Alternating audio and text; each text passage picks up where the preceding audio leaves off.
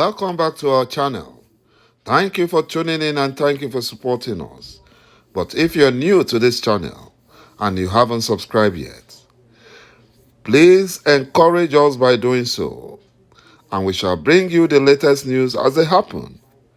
And together we shall support our great leader, Mazi Nnamdi Kanu, IPOB, and Eastern Security Network, to make and put the Fulani Janjaweed to shame. He said, the leader of the Amazonian Liberation of War, Dr. Cho Ayaba, has warned Biafrans that they cannot depend on the courts of their oppressors to deliver free and fair judgment on Mazi Nnamdi Kanu or grant Biafrans the justice they deserve, because the Fulani terrorist jihadis controls the Nigerian courts and the judicial system. It is now time for Biafrans to use their tongues to count their teeth before it becomes too late. My brothers and my sisters, the Fulani Janjaweed controls the judicial system in the zoo called Nigeria. And they will do everything to frustrate any free and fair judgment in their control court. According to reports, Mazi Nnamdi Kanu has appealed a recent ruling of the Federal High Court, Abuja, which struck out 8 out of the 15 count charges filed against him. On April 8th, the Fulani Janjaweed Justice, Binta Yanko, the judge, ruling on Mazi Nnamdi Kanu's application, struck out 8 of them, that is, count 6, 7, 9, 10, 11, 12, 13, and 14, which means that Mazi Nnamdi Kanu is to stand trial on counts 1, 2, 3, 4, 5, 8, and 15. But in the appeal issued on Friday and signed by Mazi Nnamdi Kanu's lead counsel, Chief Mike Ezekwueme, Mazi Nnamdi Kanu prayed the Court of Appeal in Abuja to dismiss the remaining charges against him and discharge him. And Mazi Nnamdi Kanu faulted Justice Binta Yanko's ruling on this case, arguing that the judge erred in several areas which amount to a miscarriage of justice. It reads, Ground 1, error in law.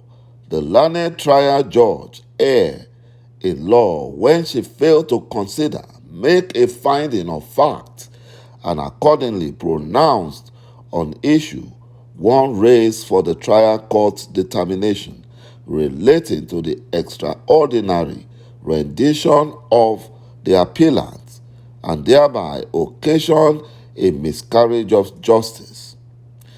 Ground 2, error in law. The learned trial judge erred in law when she held that the defendant is being charged under Section 1, subsection 2 of the Terrorism Act, which has been reproduced above. Any offense alleged to have been committed within or outside Nigeria can be brought under the Act, thereby occasioning a miscarriage of justice. Ground 3, error in law. The learned trial judge erred in law when she held that although the status of IPOB as proscribed organization is a subject matter before the Court of Appeal, but as long as the appeal has not been determined, the order of court proscribing is still in force until set aside, and thereby occasioning a miscarriage of justice. Ground 4, error in law. The learned trial judge erred in law when in the exercise of the powers conferred on her by Section 216, subsection 4 of the Administration of Criminal Justice Act 2015, amended count 15 of the charge, which is founded on an allegation of importation of a radio transmitter in Ubulu Uzo in Ihiala local government area of Anambra State, and proceeded to assume jurisdiction over offense allegedly committed outside its territorial jurisdiction and thereby occasioning a miscarriage of justice. Ground 5, error in law.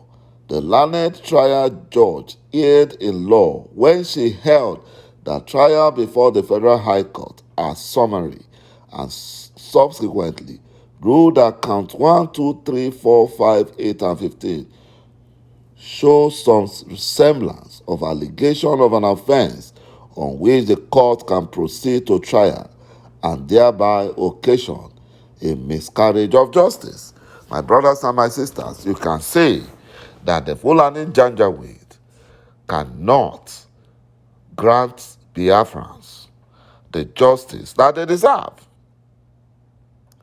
They are everywhere in the judiciary. They head everywhere. And they will turn the law upside down to favor their Fulanization agenda. And that is why a quota system, Sharia Justice Bintayanku, can err in law. And that is why she's giving,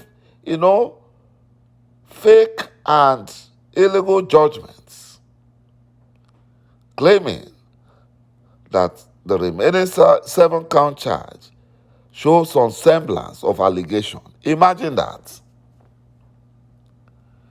This can only happen in a lawless nation like Nigeria, ruled by the Fulani terrorists. łː, the Fulani slave, Efulefu Biafran traitor of Masob, has betrayed the Biafran governors and politicians, bankrolling him against Mazen Nnamdi and Biafran restoration. łːŁ told Biafran politicians and governors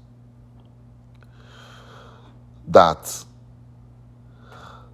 are killing themselves for Igbo presidency come 2023 that he does not believe in Igbo presidency and that he will support the Kogi State Governor, Yahaya Bello, after he has collected millions of naira from Bello. It was because of Bello presidency that the Biafran politicians forced the Buhari impostor to kidnap Mazen Nnamdi in Kenya because they saw Bello presidency as a Fulani plan B after the southern governors insisted that power must shift to the south, and the Fulani Janjaweed does not want power to move to the south. So their plan B is to install the Kogi governor, Yahaya Bello. And the Biafran politicians had to force Buhari to kidnap Mazen Nnamdi so as to position themselves to be Bello vice president, since he's the late Buhari's wife, Aisha Buhari's boyfriend.